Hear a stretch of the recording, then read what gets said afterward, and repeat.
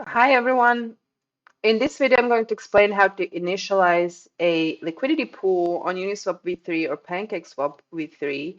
Previous video, I explained how you provide single-sided liquidity, but it's possible that you have to initialize the liquidity pool yourself.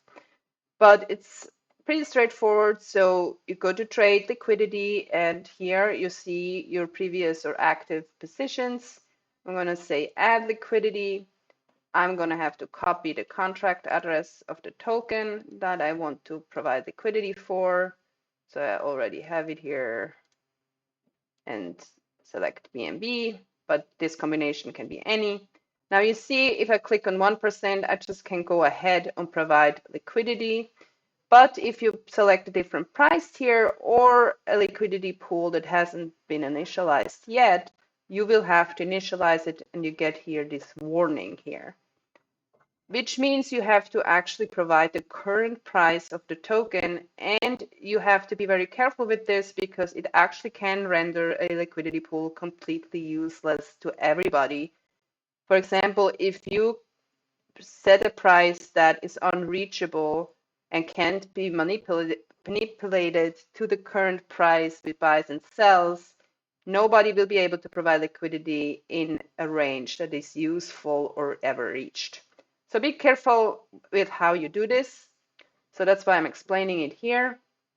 So now we have to get the current price of earn in BNB. So very important, it is in the specific base currency that you are selecting here.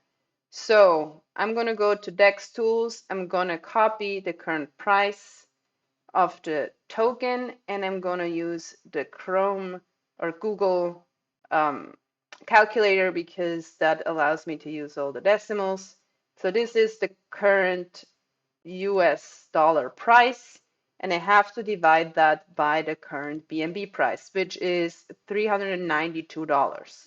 Doesn't have to be super accurate, so I don't worry about the cents. So 392, and this gives me this current price. Gonna copy this, so that's not a price in BNB. Make sure you got it right. So the BNB price should be lower than the US dollar price because BNB is 300 and something dollars. So make sure you got it right. Double check that always. And I'm putting that in here. And so now I have the current price of earn, and I'm gonna have to set a minimum price, and the maximum price of my range. So again, I'm gonna copy this in here and I'm gonna set it slightly higher. So I'm gonna do 3.3. And here I'm just gonna remove some zeros.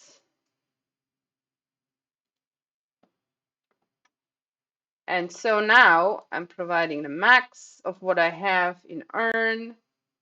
And obviously it says again, it's not going to earn fees or it won't be used for trades because I set the price slightly higher than it currently is. But that's what I want, like 326. So I have 329. So as soon as it moves into this range, I will earn the fees and it will be used for trades. So I say add. So I already enabled earn, that's why it's not going to prompt me. And I say add, and that will now cost you a little bit more than usual. So here it's $7 because it's initializing. That can be fairly expensive on the Ethereum side, depending on gas. So, and that's it. So if I go back, I see my current position. So 30,000 earned per BNB, that seems about right, right? Okay, that's how you initialize a liquidity pool. Be careful with it, as I said, because you can, if it's just a little bit wrong, it doesn't matter. You can do some buys or sells and equalize it out. But if you have it completely wrong, it might render it completely useless. So be careful with it. Hope you enjoyed the video. Leave a comment if you have any questions or feedback. And I hope to see you in the next video. Have a good one. Bye.